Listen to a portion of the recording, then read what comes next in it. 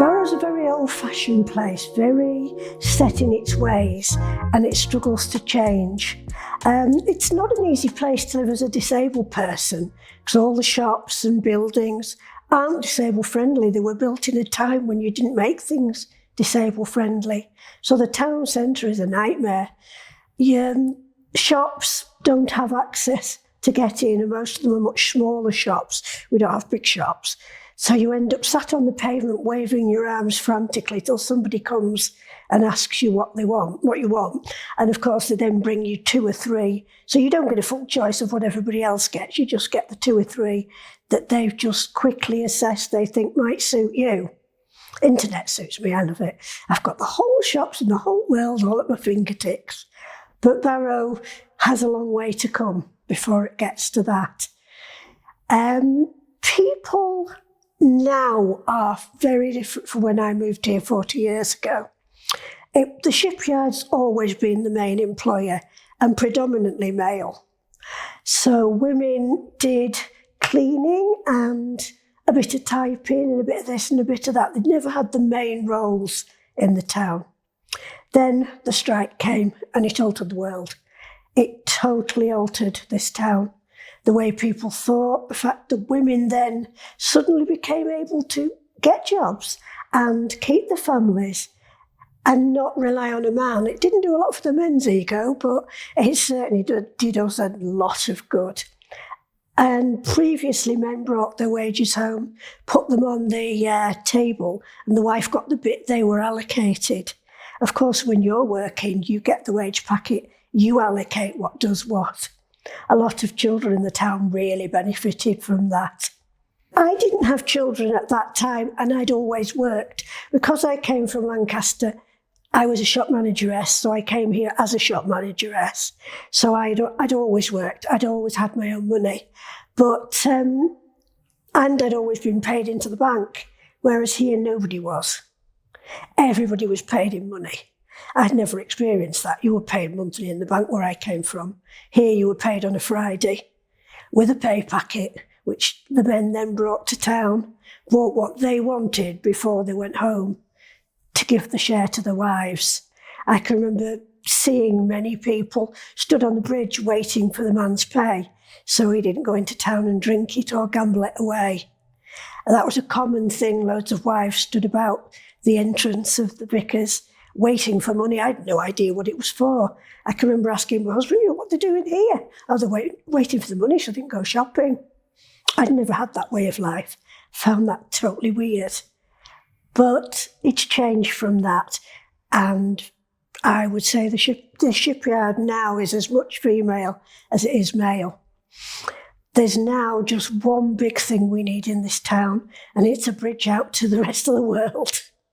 The bridge to Morecambe, it would open up jobs, it would open up shopping, transport. Transport links have always been poor. The A590 just goes on and on and on. And if you're travelling it regularly, I did do that for 6 months. I travelled it every day. My husband and I drove backwards and forwards, and it's slow, and it's, it starts your day off so slowly. So we really could be doing with that. But on a positive note, there's so many positives here.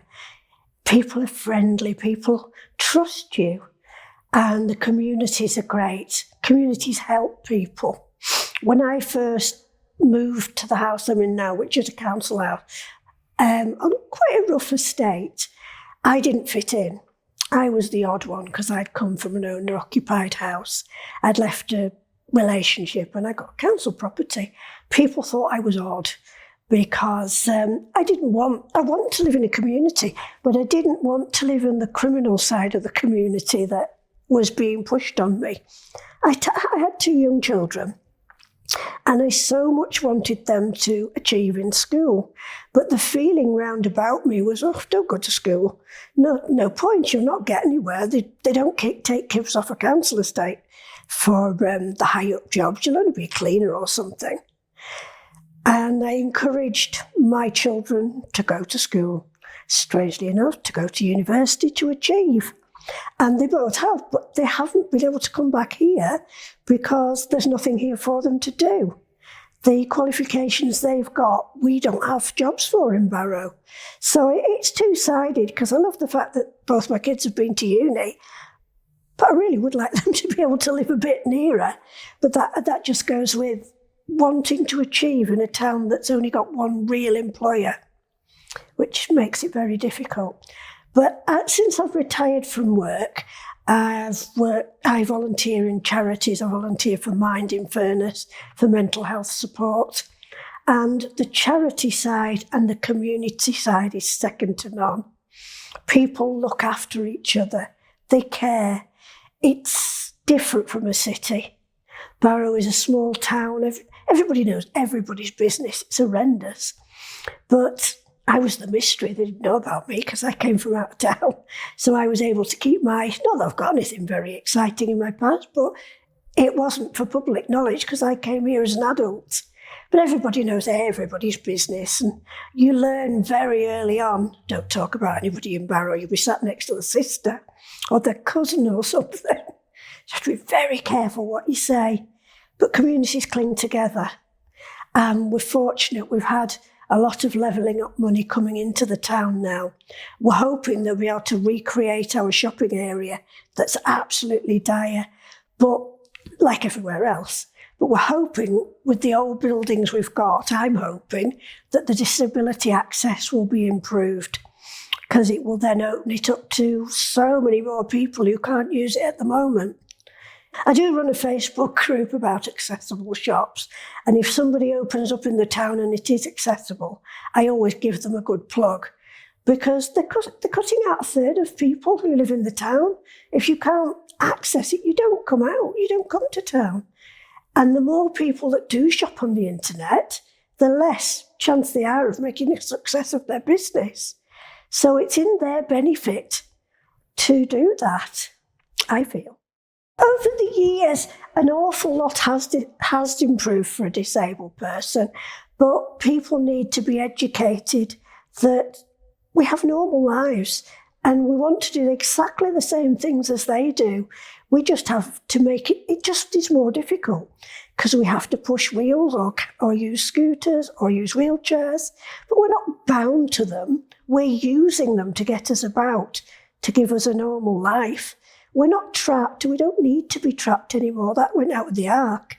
I just hope Barrow can go back to the vibrant town it was. I know it'll never go back to the same town, because that's 40 years ago, but to be a vibrant hub for people instead of a derelict wasteland where children just vandalise it.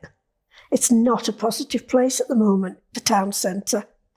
Like I say, things to be more accessible, government buildings to be more accessible, because the place is so old, things weren't built with lifts or doors that open out inwards so that you can actually get in.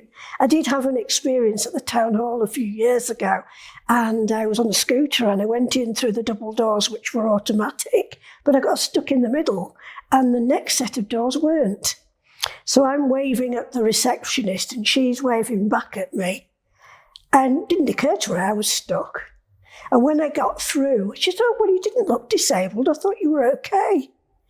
Now, I'm not quite sure what look disabled means, but I don't think I'm it.